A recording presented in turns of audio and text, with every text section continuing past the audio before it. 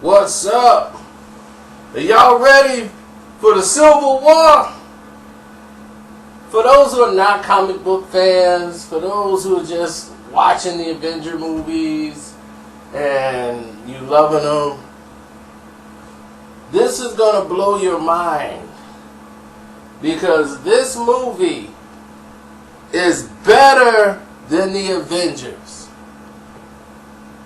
This is by far the best Marvel movie made. That's right. I've told you this now. It's better than the Avengers.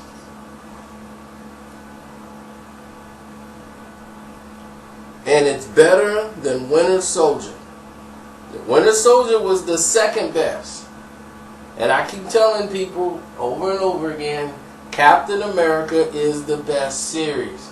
Why? Because it's dealing with things that can actually really happen.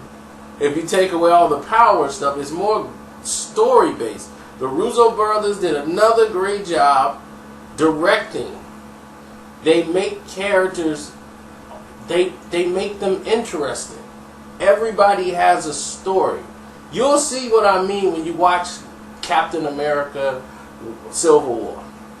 Okay?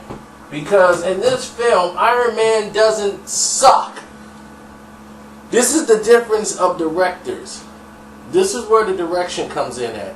When you see the difference between Iron Man 3 or the Avenger movies and Iron Man in this movie, you're going to say, whoa, Robert Downey Jr. can act. He can really act. There's some acting going on in here. Because this is a gritty situation at times. This is based on the premise that we all know, okay? The government is trying to invoke new laws to put restriction on the superheroes or super mutants. If you have these powers, you have to declare yourself, and your identity must be known, and you have to follow these guidelines so that you don't go out and practice your powers whenever you feel like it. There's got to be laws, and it's got to be enforced and governed, because even though this thing happened over in another country and that town got wiped out and it wasn't their fault, a lot of people died. And that's bad for PR. Even for the superheroes. No one was immune, even though they stopped Ultron, and people, yay, you stopped Ultron. They still looking at it as a whole, like, look, a lot of people died. So we can't just ignore that fact. We got to take precautions. Now, every character has its own story. That's what makes it interesting. It's not like they're filler guys that's just thrown in there just for the fight scene and the action. When they're on the screen for the time that they are, there is. I mean, there's a villain in here, but I felt that this is the only detraction I would have from the film, is that the guy that played in Glorious Bastards, played the Nazi, Zemo. Daniel Brühl, he played the driver too in that movie with Ron Howard. That was probably the best Ron Howard movie I've ever seen, with him and Thor in it, and now they're all together for this Civil War thing. And here's the problem that everyone's having with this movie. People's like, well, this movie here is not really an Avenger movie. It's a Captain America movie. And that's where people are misunderstanding it. This is like the sequel to Winter Soldier. Bucky's on the run because he's being blamed for a murder he may or may not have committed, or don't remember doing it. So Captain America, of course, is going rogue. And he's going to try to stop him. Now, Tony Starks is in favor of, the government. But we all remember when Tony Starks was against the government having, his technology, having his suit, or being able to trust them with his information. But now he's thinking with all the stuff that's happened, and he kind of blames himself for creating Ultron. Now he's kind of like, maybe we do need to be governed, so that they can protect us from ourselves. so that we don't make these mistakes again. So Tony's haunted by the fact that he created Ultron, and he kind of caused all this. So that's what's really driving him to the force of we need to have people in charge of this, and is Bucky being framed? This is spoiler free too. I'm not finna go too far in it. I'm gonna tell the story as best I can, and I'm gonna not tell you basically anything.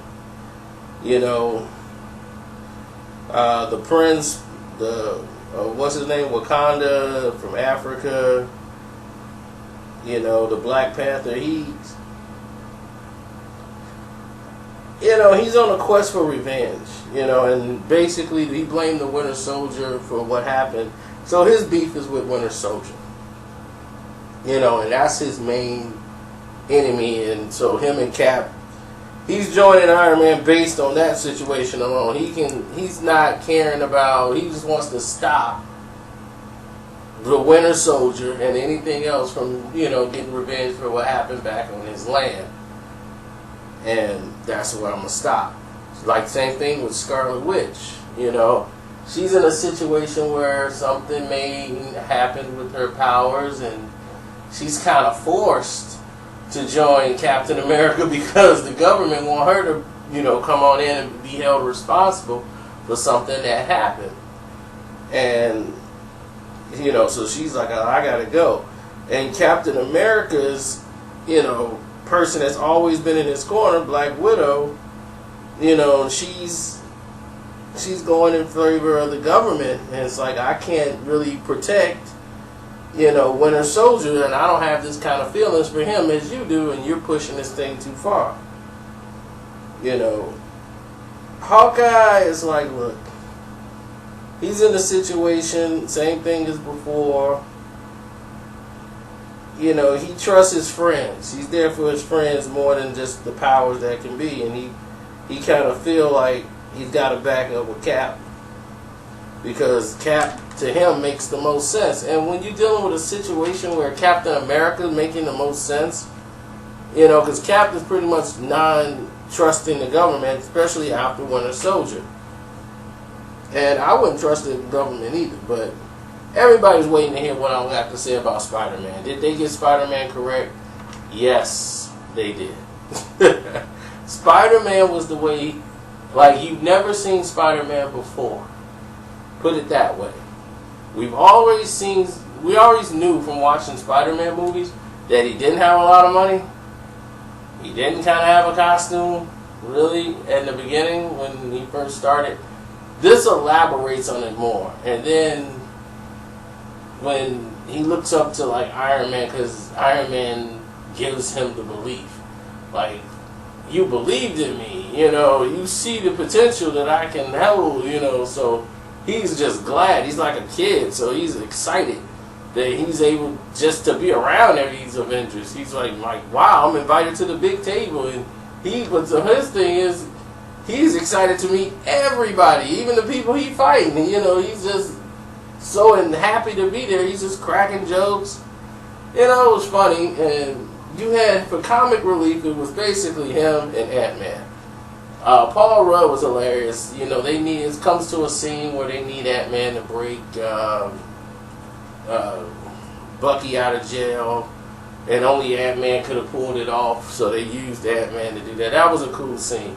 I mean, there's a lot of cool scenes, and some of the best fight scenes you want to see is in this film. So you're definitely gonna enjoy this film a lot.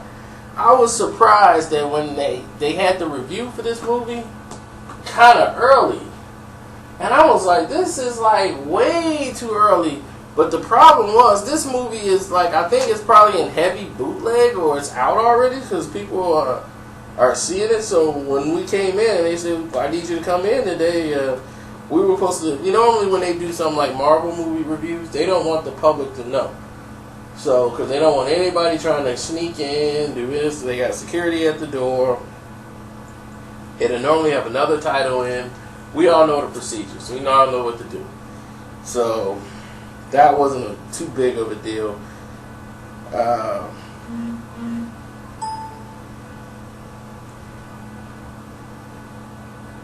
like Vision and the rest of those guys, I didn't really go into their things, but Vision is like a higher authority being in charge. It makes sense to him because he's the Vision, and you know, intellectually that makes sense to him.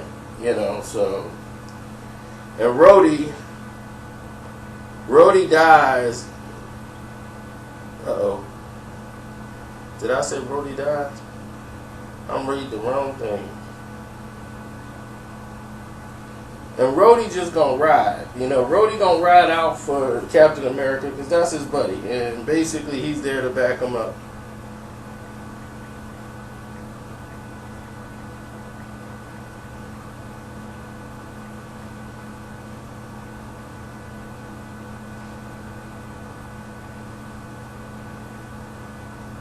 Same thing with Falcon. Falcon's basically Rhodey for Captain America. So, overall, great movie. There are some surprises in here. Some secrets that we're not going to tell you. Is it really monumental? Nah, not really.